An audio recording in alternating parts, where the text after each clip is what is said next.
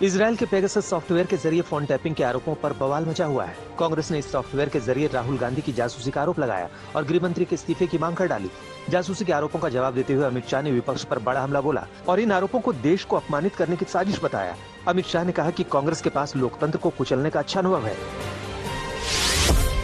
Bharatiya Janata party का नाम बदलकर अब भारतीय जासूस पार्टी रख देना चाहिए। देश में आंतरिक सुरक्षा के जिम्मेवार तो अमित शाह हैं, तो माननीय अमित शाह को एक सेकंड भी क्या अपने पद पर बने रहने का अधिकार है? उन्हें बर्खास्त क्यों नहीं किया जाना चाहिए? क्योंकि ये सब तो उनकी देखरेख में हुआ। फोन हैकिंग के आरोपों पर संसद में भी जोरदार हंगामा हुआ। विपक्ष के आरोपों पर लोकसभा में सूचना प्रौद्योगिकी मंत्री अश्विनी वैष्णव ने जवाब दिया। केंद्रीय मंत्री ने फोन टैपिंग को लेकर आई रिपोर्ट को गलत बताया। केंद्रीय मंत्री ने कहा कि डेटा का जासूसी से कोई संबंध नहीं है। जो रिपोर्ट पेश की गई है उसके तथ्य गुमराह करने वाले हैं। वहीं पूर्व केंद्रीय मंत्री रविशंकर प्रसाद ने भी जासूसी के आरोपों को पूरी तरह से खारिज किया और इसे देश विरोधी एजेंडे की साजिश का हिस्सा बताया। राहुल गांधी जी के उनका भी जासूसी उन्होंने किया है। संविधान के तहत इस देश को चलाना चाहते हो तो आप इस जगह पे रहने के काबिल नहीं है। क्या भारत की राजनीति में कुछ लोग सुपारी एजेंट हैं क्या? मैं इस शब्द का प्रयोग कुछ जिम्मेदारी से कर रहा हूं। कुछ दल, कुछ नेता, क्या ऐसी अंतर्राष्ट्रीय कॉन्स्पिरेसी होती है तो उसके सुपारी एजेंट बन जाते हैं? कोरोना संकट पर प्रधानमंत्री मोदी आज विपक्ष के सभी सवालों का जवाब देंगे। प्रधानमंत्री मोदी ने आज शाम सर्वदलीय बैठक बुलाई है। इस बैठक में पीएम प्रेजेंटेशन के जरिए कोरोना की तीसरी लहर की आशंका को लेकर देश में वैक्सीनेशन की स्थिति सहित सभी मुद्दों पर बात करेंगे। संसद की शुरुआत से पहले कल पीएम मोदी ने सभी लोगों से वैक्सीन लगवाने की अपील की थी। पीएम मोदी ने कहा कि बाहु पर वैक्सीन की डोज लगने से आप कोरोना के खिलाफ बाहुबली बनेंगे। अब ये वैक्सीन जो है बाहु पर लगती है और जब वैक्सीन बाहु पर लगती है तो आप बाहुबली बन जाते हैं और कोरोना के खिलाफ लड़ने के लिए बाहुबली बनने का एक ही उपाय है कि आपके बाहु पर वैक्सीन लगवा दीजिए। गुवाहाटी से कोरोना पर चिंता बढ़ाने वाली खबर आई है, जहां एक महिला डॉक्टर कोरोना के डबल वेरिएंट से संक्रमित मिली है।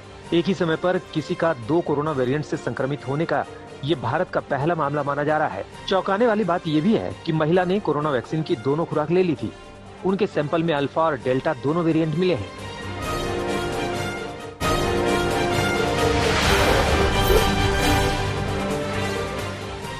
संसद के मानसून सत्र के दूसरे दिन आज भी भारी हंगामे के आसार हैं। कल संसद के दोनों सदनों में कई मुद्दों पर सरकार को घेरते हुए विपक्ष ने जोरदार हंगामा किया था।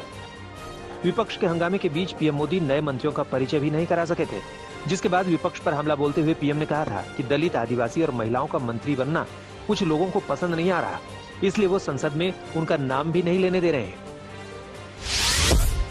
देश के दलित मंत्री बने, देश की महिला मंत्री बने, देश के ओबीसी मंत्री बने, देश के किसानों के बेटे मंत्री बने, ये बात कुछ लोगों को राज नहीं आती है और इसलिए उनका परिचय तक नहीं होने देते हैं। पंजाब में कांग्रेस की कमान संभालने के बाद नवजोत सिंह सिद्धू लगातार बैठक कर रहे हैं। सिद्धू ने कैप्टन अमरिंदर के समर्थक माने जाने वाले कई नेताओं से भी मुलाकात की। सिद्धू की ताजपोशी के बाद भी अभी तलखियां पूरी तरह से खत्म होती नहीं दिख रही हैं। पंजाब कांग्रेस की कमान मिलने के बाद सिद्धू ने सोनिया, राहुल और प्रियंका गांधी को तो धन्यवाद दिया, लेकिन कैप्टन अमरिंदर का नाम नहीं लिया। राजस्थान के मुख्यमंत्री अशोक गहलोत ने सिद्धू को पंजाब कांग्रेस का अध्यक्ष बनाए जाने पर बधाई के साथ कुछ नसीहत भी दी। गहलोत ने कहा कि ये कांग्रेस की परंपरा रही है कि यहाँ कोई भी फैसला लेने से पहले सभी की राय ली जाती है। कोरोना संकट को देखते हुए उत्तर प्रदेश सरकार की तरफ से बकरीद को लेकर सख्त निर्देश जारी किए गए हैं। यूपी में बकरीद से जुड़े कार्यक्रम में एक जगह पर 50 से ज्यादा लोगों के जुटने पर पाबंदी होगी। इसके अलावा कुर्बानी सार्वजनिक जगहों पर नहीं की जाएगी। आदेश में यह भी कहा गया है कि कहीं भी गोवंश की कुर्बानी नहीं होगी। केरल में बकरीद के लिए लॉकडाउन में 3 दिनों की छूट के मामले पर आज सुप्रीम कोर्ट में सुनवाई होगी। कोरोना के बढ़ते केस के बीच लॉकडाउन में छूट को लेकर शीर्ष अदालत ने केरल सरकार से जवाब मांगा है। बुधवार को पड़ने वाली बकरीद के लिए बीते रविवार से 3 दिनों की छुट्टी दी गई है। याचिकाकर्ता ने अपनी याचिका में कहा है कि जब 0.4% पॉजिटिव रेट होने के बावजूद यूपी में कांवड़ यात्रा पर रोक लग सकती है, तो 10% पॉजिटिविटी रेट वाले केरल में ऐसी छूट कैसे दी जा सकती है।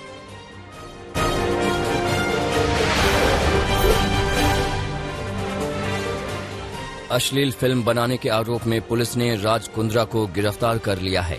कुंद्रा एक्ट्रेस शिल्पा शेट्टी के पति हैं। कुंद्रा पर अश्लील फिल्में बनाने के साथ उन्हें ऐप पर पब्लिश करने का आरोप है। मुंबई पुलिस का कहना है कि उनके पास राज कुंद्रा के खिलाफ पर्याप्त सबूत हैं। मुंबई पुलिस की क्राइम ब्रांच ने फरवरी 2021 में अश्लील फिल्में बनाने और उन्हें अलग अलग OTT प्लेटफॉर्म पर रिलीज करने के मामले में एक केस दर्ज किया था। इसके बाद कई ठिकानों पर छापेमारी की गई। राज कुंद्रा से पहले मुंबई पुलिस 4 लोगों को गिरफ्तार कर चुकी है। इन्हीं आरोपियों के बयान और टेक्निकल एविडेंस के आधार पर राज कुंद्रा को गिरफ्तार किया गया है। पुलिस के मुताबिक मुंबई फिल्म इंडस्ट्री में काम की तलाश में आने वाली जरूरतमंद लड़कियों को बड़ी फिल्मों में रोल दिलाने के नाम पर फंसाते थे। जबरन अश्लील फिल्मों में काम करने के लिए मजबूर किया जाता था। फिल्म बनने के बाद ऐप और OTT प्लेटफॉर्म पर रिलीज करके लाखों की कमाई होती थी।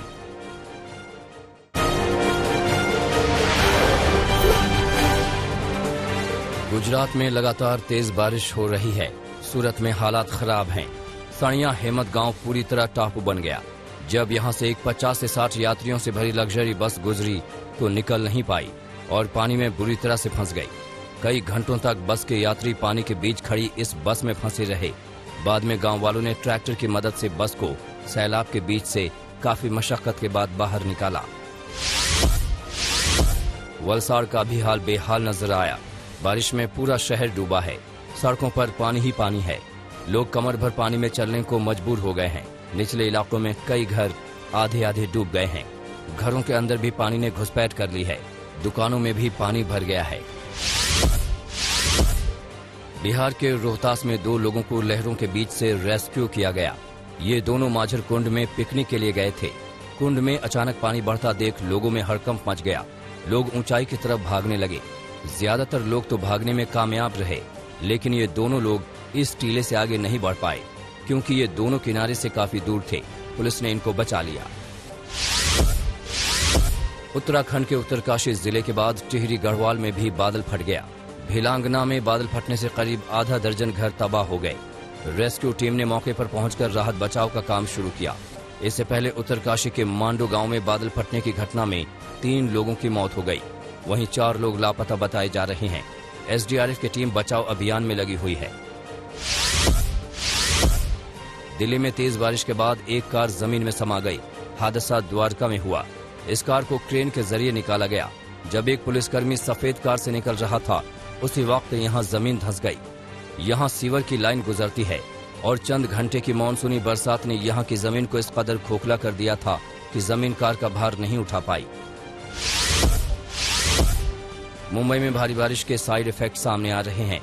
BMC की एक पार्किंग में 400 से ज्यादा गाड़ियां पानी में फंस गई। 24 घंटे से पानी नहीं निकाला जा सका है। ये पार्किंग कांदीवली इलाके में है। मुंबई में भी लगातार बारिश हो रही है। नवी मुंबई के तुर्भे पुलिस स्टेशन के भीतर पानी भर गया। कुर्सियां मेज सब पानी में डूब गए। रिपोर्ट लिखने तक काम प्रभावित हुआ। भांडुप में एक शख्स मैन होल में फंस गया। इस खुले मैन होल को अब तक कवर नहीं किया गया है। नाला सुपारा में ये 4 साल का बच्चा इस मैन होल में गिरा और बह गया। बच्चा कहां गया मालूम नहीं। जम्मू से भारी बारिश के बाद 4 घर ढह गए। नाला इलाके की कालका कॉलोनी में यह हादसा हुआ। नाले में पानी बढ़ा और इसके बाद घर पानी की चपेट में आ गए। कुछ लोगों की जान बाल बाल बची। बिहार में भी बाढ़ का कहर बरप रहा है। पश्चिम चंपारण में नदियों का जलस्तर तो घट रहा है, लेकिन गांव में पानी भर रहा है। पश्चिम चंपारण में अभी भी ऐसे सैकड़ों गांव हैं जो बाढ़ के कारण पूरी तरीके से अभी भी जलमग्न हैं और टापू बन गए हैं। मझौलिया ब्लॉक के इस्लामाबाद गांव में आज तक की टीम पहुंची तो देखा कि गांव अभी भी चारों तरफ से पानी से घिरा हुआ है। गांव में आने जाने के लिए लोगों को कमर भर पानी में चलकर जाना पड़ता है।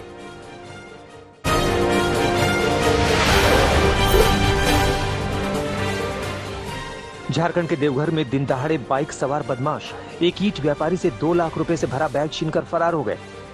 मामला साइबर थाने के ठीक सामने हुआ। जानकारी के मुताबिक ईंट व्यवसायी डाकघर से 2 लाख रुपए निकालकर बैंक में जमा करने जा रहे थे, मगर रास्ते में ही बाइक सवार बदमाशों ने उनसे बैग छीना और बैग लेकर फरार हो गए। अब सीसीटीवी फुटेज के आधार पर बदमाशों की तलाश की जा रही है।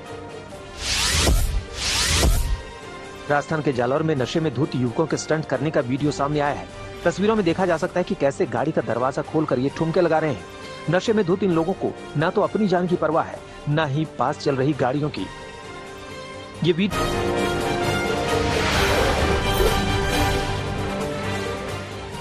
अमेरिका में गोलीबारी की घटनाएं नहीं थम रही हैं।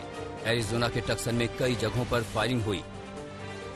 हमले में 5 लोगों को गोलियां लगी, 1 की मौत हो गई है, जबकि 3 बच्चे लापता बताए जा रहे हैं।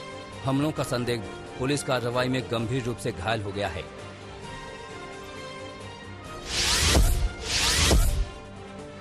पाकिस्तान के पंजाब प्रांत में बस और ट्रक की भीषण टक्कर में 30 यात्रियों की मौत हो गई है। 74 से ज्यादा लोग घायल हुए हैं। घायलों में कई की हालत गंभीर है। मरने वालों में महिलाएं और बच्चे भी शामिल हैं। बताया जा रहा है कि लोग बस में सवार होकर बकरीद की छुट्टी मनाने घर लौट रहे थे। इसी दौरान डेरा गाजी खान के पास तनुसा रोड पर जबरदस्त हादसा हो गया। जापानी राजनयिक की आपत्तिजनक और अभद्र टिप्पणी के बाद दक्षिण कोरिया के राष्ट्रपति मून जे इन ने टोक्यो ओलंपिक का दौरा रद्द कर दिया है। राष्ट्रपति मून जे इन के टोक्यो दौरे के बाद जापान दक्षिण कोरिया के रिश्ते सुधरने की उम्मीद लगाई जा रही थी। जापान पीएम सुगा ने इस मामले पर टिप्पणी से इनकार कर दिया है। रूस की सेना ने सोमवार को नई जिरकॉन हाइपरसोनिक क्रूज मिसाइल का सफल परीक्षण किया। रूस के उत्तर में श्वेत सागर में स्थित एडमिरल गोर्शकोव युद्धपोत से यह परीक्षण किया गया। रूसी सेना के मुताबिक यह मिसाइल 350 किलोमीटर से अधिक दूरी के लक्ष्य को भेद करने में सक्षम है। फ्रांस के राष्ट्रपति इमानुएल मैक्रों ने दक्षिणी प्रशांत क्षेत्र के राष्ट्राध्यक्षों के साथ वर्चुअल बैठक की। बैठक में कोरोना, समुद्री सुरक्षा, पेरिस ओलंपिक और पर्यावरण समेत कई मुद्दों पर चर्चा हुई। बैठक में Australia, New Zealand, Fiji, Papua New Guinea के राष्ट्राध्यक्ष शामिल हुए।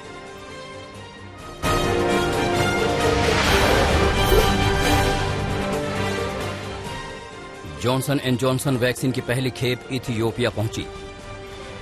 जापान के स्वास्थ्य मंत्री और अमेरिकी राजदूत ने अदीब अबाबा अंतर्राष्ट्रीय एयरपोर्ट पर उसका स्वागत किया। वैक्सीन के पहुंचने पर जापान के स्वास्थ्य मंत्री ने अमेरिका को बधाई दी। अमेरिका ने इथियोपिया को वैक्सीन की 4,53,000 डोज दान में दी है। दुनिया में 41,08,000 से ज्यादा लोगों की कोरोना से जान चली गई है। महामारी से संक्रमितों का आंकड़ा 19 करोड़ 13 लाख के पार पहुंच चुका है। अब तक 17 करोड़ 42 लाख से ज्यादा लोगों ने कोरोना को मात दी है। यूरोप के कई देशों में अचानक आई बाढ़ से भारी तबाही मची है। जर्मनी में बाढ़ की वजह से रेस्टोरेंट में पानी घुस गया है, तो वहीं नीदरलैंड में भीषण बाढ़ ने जमकर तबाही मचाई है। बाढ़ की वजह से कई घर पानी में डूब गए हैं। जर्मनी में अब तक 150 से ज्यादा लोगों की मौत हो चुकी है, जबकि नीदरलैंड में भयंकर बाढ़ में 180 लोगों को जान गंवानी पड़ी है। टोक्यो ओलंपिक खेल गांव में तीसरा एथलीट कोरोना पॉजिटिव पाया गया। चेक रिपब्लिक के वॉलीबॉल खिलाड़ी ऑन्ड्रेज पेरुसिक कोरोना से संक्रमित पाए गए हैं। इससे पहले 2 दक्षिण अफ्रीकी फुटबॉलर कोरोना वायरस से संक्रमित पाए गए थे। चेक ओलंपिक दल में सामने आने वाला ये कोरोना का दूसरा मामला है।